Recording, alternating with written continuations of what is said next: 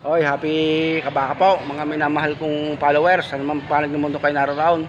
Yan, ako pinarito ulit sa Padre Garcia, Batangas para po mag-update ng mga baka. Libasa po yung pagbabaka, isa rin po sa aking hanap buhay na pagkukuha ko ng source of income tulad po ng aking mga kamag-anakan, mga kaibigan, kakilala ay talagang kinahiligan ko na rin maghayupan. Yan, ako naririto ako dito sa malalaking baka. Ito ho yung mga Catalina. Yan, mga nakakulong na ho. Ayan. Yan ho kaya may mga pangalan na ho. Ayan ho ay nabili na ho ng mga mamimigay. Yan. Yan naman ho ninyo. Yan yung mga baka ho. Yan yung mga lilitsyon ng baka. Ito yung mga lilitsyon ay ngayon ho ay sa tagasa ng paglilitsyon dahil papaskaw ay napakabenta po ng litsyon niya. Malalaki ho. Ay sabi ho nila kahit daw maraming baka yung kunay, napakamahal pa rin. Yan, ito yung mga kalabaw naman ho ito ng lilitsunin. Yan, lilitsunin ho yan. Mga guya pa ho. Ay wala tayong magagawa, pagkain ng tao yan. Yan, ay, kita ho yung lalakay. Yan, nakakulong na ho. Ibig pagkain nakakulong ho diyan. Sa kulungan, yan ho, binabayad ho yung mga buyer o kaya ay ng mga seller. Yan yung mga taga-malalayong lugar ho yan.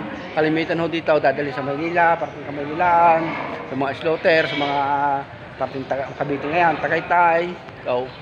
Alam naman nyo dito sa Batangas, narito na maraming negosyo. Yan. Yan yung mga lilitsunin ng baka. Yan.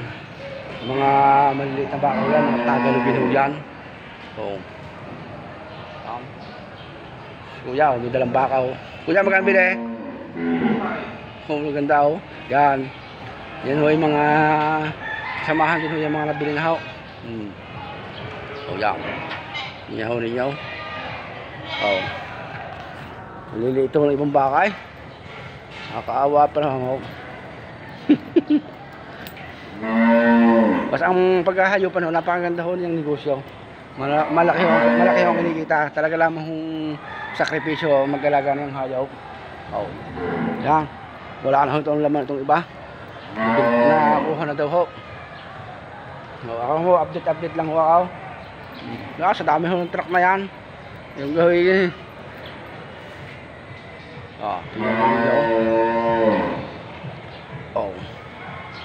Baka po tayo dito mga baka.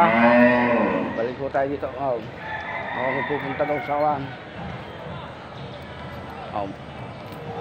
Sa dami ng panlitsyon. Malaki ho doon tinutubo ay dito sa panlitsyon. Sama. Yan, ako po yan.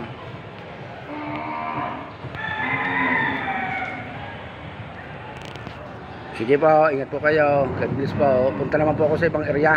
Hanap ako pupunta ako sa Kabayuan. Sa Kabayo naman ho ako. Okay.